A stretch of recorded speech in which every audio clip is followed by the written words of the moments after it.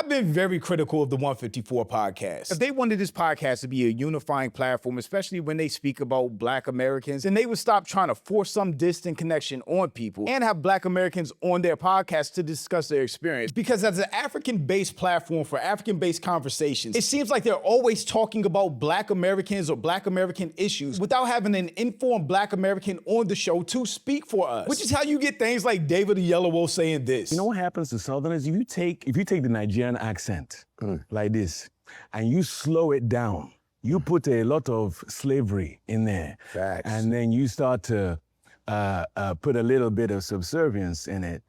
This is what starts to happen. And I think they finally did something right by having Van Lathan on the show to discuss Black American issues. It's not wrong to ask, well, why aren't Black American actors being given those roles? As long as you deal with the reality. But not tearing down the people who do get them, because that's what starts, that's some of the conversation. But I'm Jew, welcome to the channel. Please like and share the video. Don't forget to sub. Now, let's get into it. If I'm being honest about it, this is what I say. I will say that there is, I'm not trying to word this carefully, I'm trying to be thoughtful about it. There's two separate conversations happening at the same time. It's more than two, it's probably a few. It's the quality of Black American actors versus British and African actors. It's the price of Black American actors versus Black, British, African actors. It's the marketability, or how studios see the marketability of British actors versus Black American actors. And I think it has a lot to do with the studio, again, just being against Black American actors on a large scale. One is a conversation about the authenticity of the depiction of Black American giants, right? The second one is a conversation about the quality of Black American performers. So if Aaron Pierre is Malcolm X, and David is MLK, and Cynthia is Harriet Tubman, and all of this, is Hollywood saying something to the Black American performer, particularly the young Black American performer? Are they saying that we are not talented enough to portray our greats? And I think a lot of people from inside the town are asking that question, right? Whether they admit to it or not, that's 100% what Hollywood is saying, that they prefer British actors to Black actors, and they think British actors are more talented than Black actors for whatever reason. I think Samuel L. Jackson addressed it well. Universal, but everything ain't. That's right. You know, which is one of the things about, about Selma and some other things. I go, well, there's some brothers from America that could have been in that movie that would have, had a different idea about how that works, or about how King thinks, or about what how is that King casting felt, thing where you get the British Black actor versus the American Black actor to play the Black? What is that? They're cheaper than us for one thing. Huh. They don't cost as much. Oh, wow. Well, okay. In an interesting way, unless you're, unknown brother that they find in somewhere. And they think they're better trained for some reason than we are, because they're classically trained. I don't know what the love affair is with all of that. It's all good. So from the mouth of one of our greats, British actors are more affordable, I would say more amenable to whatever terms the studio wants. And also the studio just has a love affair with British African actors over Black American actors because they think they're better trained than us. Another thing is, there is something, what I would say is that if you are an African great, if you are Nelson, because Morgan Freeman also played. Morgan Freeman. Nelson Mandela. I think that a South African actor should play that role. Agreed. I don't even think that's a controversial statement. I've seen that come up in arguments that Morgan Freeman played Nelson Mandela. I definitely think actors from their own culture should play the greats in their culture. I definitely don't think that's a controversial statement, especially when you have people that play Black American greats, like David the Yellow Wolf playing MLK, making anti-Black statements, or when you have Cynthia playing Harriet Tubman, and she has a history of anti-Black tweets. There's definitely a disconnect there. That's what I think. I think if you're talking about, I think a Jamaican actor should play Bob Marley, because I know damn well that there are tremendous numbers of people from those places that could play those roles.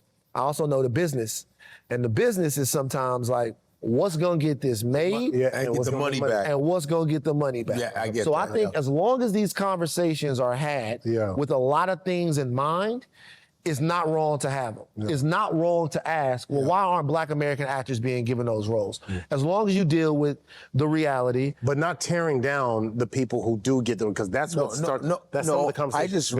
They immediately went to defense. They immediately. I didn't see anybody tearing down David Oyelowo playing MLK until he came out and made anti-Black statements talking about Southern accents and how Black people were raised with hate. People didn't want Cynthia Erivo playing Harriet Tubman because she is anti-Black and has a history of it. And now with social media and Black Americans being on their toes, a lot more people have a voice and an opinion about these types of things than we had before. I really think that Black Americans, there's this real supreme hate of Black Americans.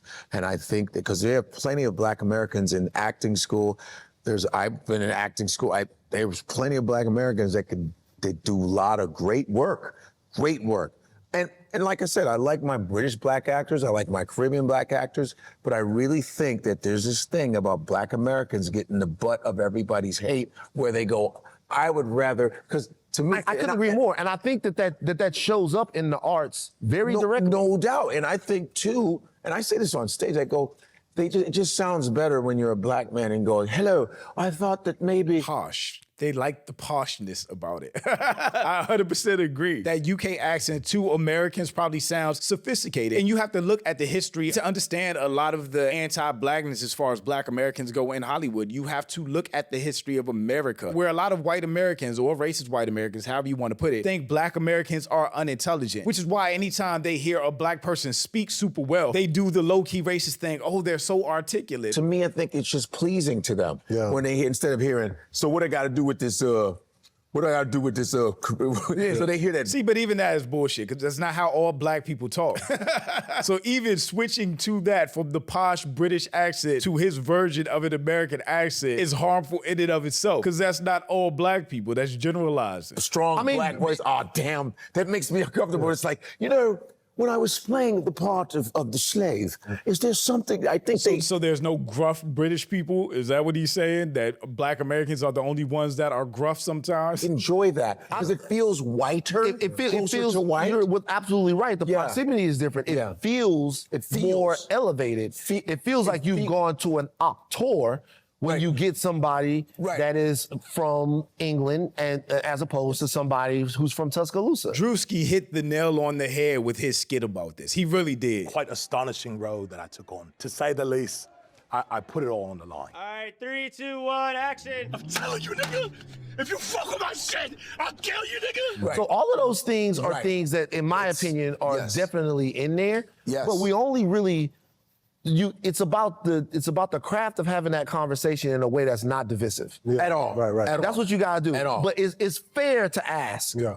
Fair to ask. It's fair to ask. It's fair to. It's but more not than fair to ask. attack. But I don't think we should attack. Attack is funny because that's on both sides. Black people aren't just out here attacking anybody, because Black people in general aren't the ones starting these conversations. Nobody had anything to say about David Oyelowo until he got on this podcast and said anti-Black stuff. And then when Black people have something to say about it, it's labeled an attack. It's kind of like in football, right? If you've ever played sports, referees don't usually see the first punch or the first elbow. They'll see the response to it, and then that person will get a flag. That's been what's happening with these conversations. Nobody sees the initial insult from other cultures against Black Americans as a problem. They see the response that comes from Black Americans as divisive or an attack or a problem, when it's really just a response to the initial insult. So I definitely agree that divisiveness is a problem, but address that on your side, not with us. I think whether you agree with everything Van Lathan says or not, it is a step in the right direction, having a Black American on the show to discuss Black Americans and Black American issues. Because again, having an African-centered show with Africans on the show discussing a whole other group of people just seems very harmful and counterproductive, which is how they ended up with all the criticism that they had in the first place. Thanks for watching. Y'all let me know what you think about all this in the comments. Also, make sure you check out the next video, and don't forget to follow me on Instagram for behind the scenes and life stuff,